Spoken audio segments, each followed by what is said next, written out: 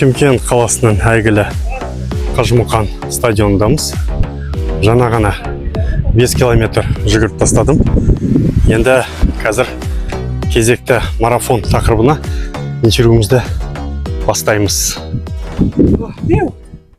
Әрине, жөндеуді қажетсінетін стадион екен. Өте күрделі жөндеу қажет бұл стадионға.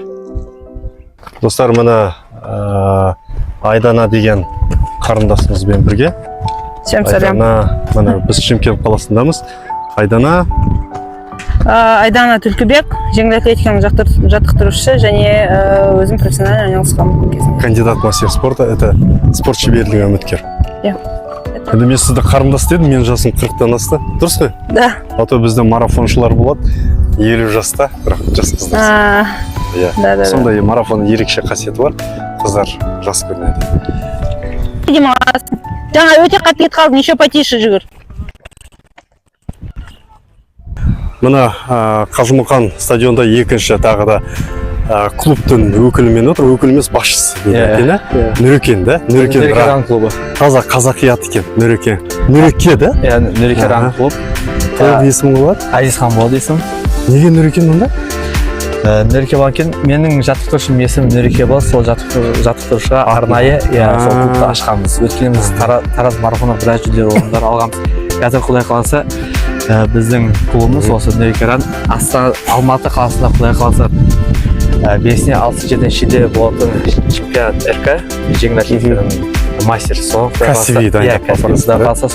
Соған дайындық жасап, командамыз 10 адаммен барайын деп жатыр. Әзеке өзің Шымкенттің тумасысыз ғой? Иә, Шымкент қаласының тумасы. Енді ешқандай жасандылықсыз айтсақ, жүгіру мәдениеті қандай деңгейде? Бізде қазір именно осы Шымкент қаласында басқа қалағана сәл төмендеу. Қатысу халықтың, иә? Қатысу кішкене төмендеу. Сол бізде, Құдай қаласа, осы бізде Шымкент қаласында жүгіру мәдениетін біз қалыптастырып, көбейтсек, соны қатысып дамытуымыз керек, Құдай қаласа. Астана, Алматы қаласында сәл как бы продвинуты ғой. Енді біз сол Шымкент қаласында, Құдай қаласа, университет клубтарды көбейтіп, адамдар шақырып, доступный вид спорта істеуіміз керек. Нет, сам спорт, ол доступны. Сол спортқа доступность болу керек, та? Халықтың санасында, былай айтқан кезде. Енді мына жерде қазір көріп отырмын, стадионда бүгін сейсенбі күні ғой. Мен ойымша, сенбі күндер көп болады шығар өте. Сенбі, жексенбі. Сейсенбі және жұма күндер көп болады бізде. Жұма күндер. Мынау аз ғой қазір, иә? Бұл аздау. Біз қазір қарап тұрмыз, мына жерде қазір екі клубтың өкілдері жүгіріп жүр ғой? Иә, Шымкентран және Нүрекеран. Енді мәселе клубтың санында емес, сапасында ғой? Иә. Қазір сіздерде қанша адам? Мен өзім профессиональный жаттықтырушы және жарыстарға шығамын. Мен осылым көптеу профессиональ заниматься етемін. Менің өзім Нүрекеран клубында 25 шақты адам бар. Чемпионаттарға бармай? Иә, чемпионаттарға барамыз. Басында айтып тұрмын, мен қалайсың сапаға жұмысым ғой.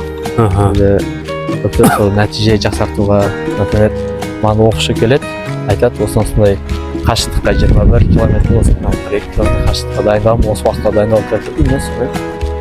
Осындай жеке жұмысым. Онлайн тренировкаларда жүргіземін. Былай қарапайым адамдарға да, просто марафондарға қатысу үшін қазір сол мәдениет жақсы дамып келе жатыр ғой.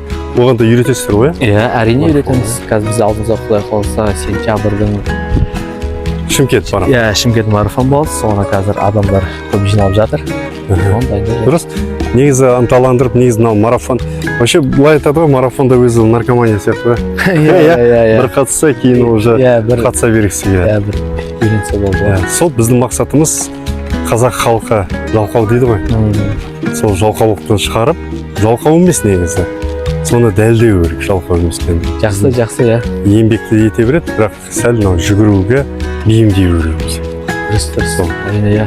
Бізде сол жұмыс жасап жатыр. Келіңіздер, Шымкент қаласа қонақтар болса, осы тұрғындар болса, келіңіздер, жүгіруге үйретеміз.